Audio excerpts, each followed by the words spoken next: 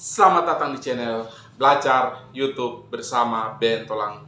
Channelnya sesama YouTuber pemula. Teman-teman, akhir-akhir ini banyak sekali peraturan YouTube yang menurut saya sangat merugikan konten kreator.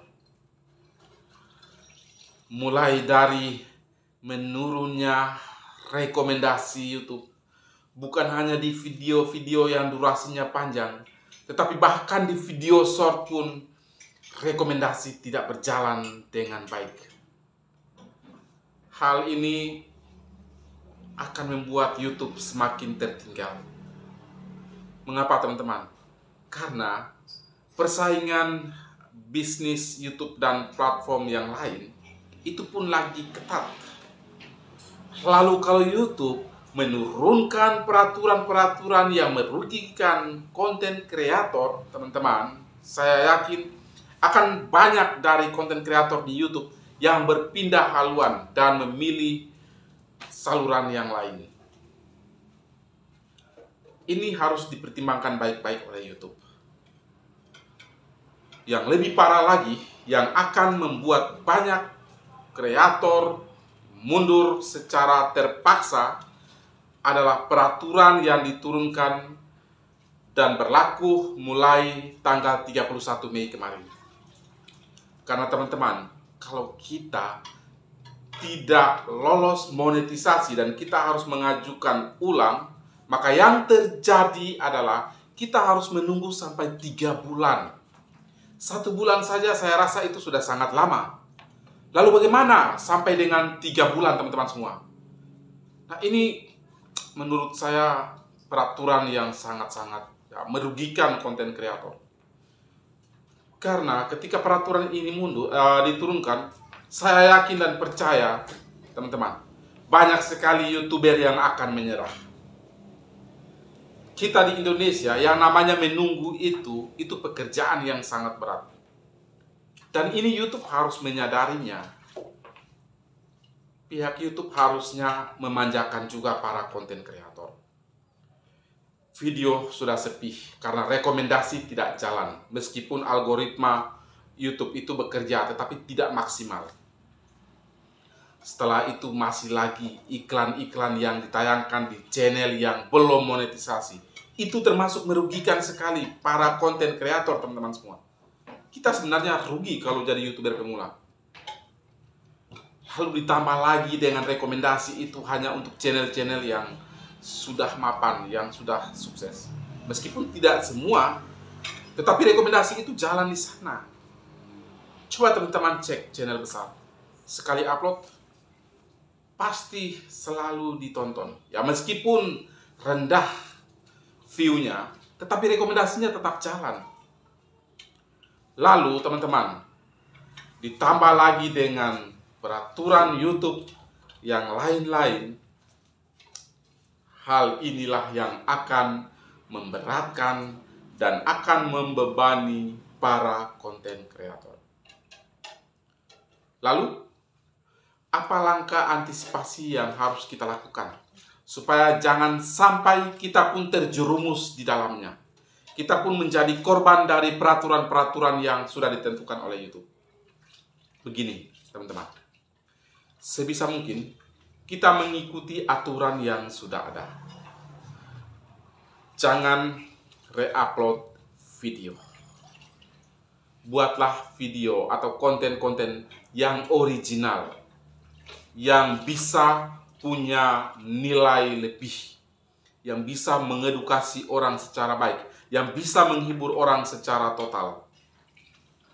Lalu, kalau teman-teman itu punya channel, katakanlah channel mukbang, maka diusahakan penuhi atau patuhi pedoman komunitas. Mukbang yang wajar. Jangan sampai mukbangnya itu yang merugikan para penonton setianya. Katakanlah yang menyesatkan para penonton setia. Mukbang ular kobra mentah, atau mukbang sesuatu yang ekstrim lah, teman-teman. Hewan-hewan yang ekstrim atau tanaman yang ekstrim yang tidak mendidik, yang bahkan menyesatkan orang. Lakukan teman-teman, lakukan dengan baik. Jangan melanggar peraturan-peraturan yang ada. Lalu, kalau teman-teman yang punya konten-konten yang berhubungan dengan anak-anak, diusahakan disetting situ dengan baik. Video ini ditonton untuk anak-anak. Dan saya rasa teman-teman lebih paham tentang channel teman-teman. Kemajuan dan kemundurannya teman-teman pasti lebih paham. Jadi, dianalisa juga di sana. Apakah ada klaim hak cipta, ada pelanggaran-pelanggaran yang ringan, ataupun pelanggaran yang berat. Dianalisa baik-baik, dicek baik-baik teman-teman di YouTube studionya. Untuk apa? Supaya kita bisa mengantisipasi semua pelanggaran-pelanggaran yang ada sebelum kita mengajukan monetisasi. Biar langsung diterima. Karena banyak sekali channel yang akhir-akhir ini didismonetisasi. Karena berbagai pelanggaran yang ada teman-teman. Jadi ya silakan teman-teman cek di channel YouTube-nya, khususnya di YouTube Studio. Lalu pastikan bahwa tidak ada pelanggaran yang berarti di sana. Karena channel teman-teman pasti teman-teman paling tahu.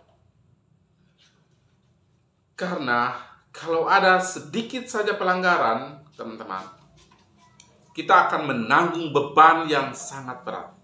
Dan perjuangan kita, saya yakin dan percaya ada yang sudah mulai kecewa.